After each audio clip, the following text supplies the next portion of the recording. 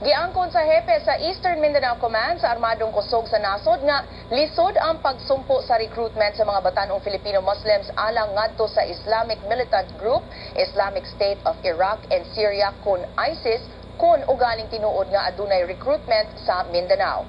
Si Ben Tesornas adunay detalye. Ben? Medyo, gitino pahinon sa Eastern Mindanao Command ang mga reports nga nang recruit ang ISIS sa Eastern Mindanao. Matod ni Ismincom Chief Lieutenant General Rainier Cruz III, ila dayong gihimo ang verification dihang unang gibutsyag sa mga nangaging semana ni kanhi Presidente Fidel Ramos nga usa ka gatos ka Pilipinos misalmag sa ISIS. Matod ni General Cruz, mihimo na sila og coordination sa Muslim community pagtino sa gibutsyag ni Ramos ug ingon man sa gipahibalo ni Davao City Mayor Rodrigo Duterte nga adunay mga batanong mga taga Davao nga nanimpala dito sa Middle East. Iangkon hinon sa general nga posible nga adunay recruitment sa ISIS tungod kay aduna kini igong pondo alang sa pagpanguha og mga Filipino fighters.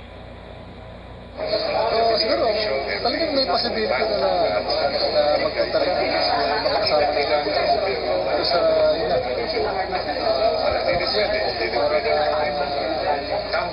malaki yata yung bayad doon. Dagto si Cruz nga mahimong gipatuo ang mga batanong Muslim Filipinos nga makigubat kini alang sa relihiyon dito sa ubang nasod. Nadyo. Daghang salamat Ben Tesornas reporting gikan Davao City.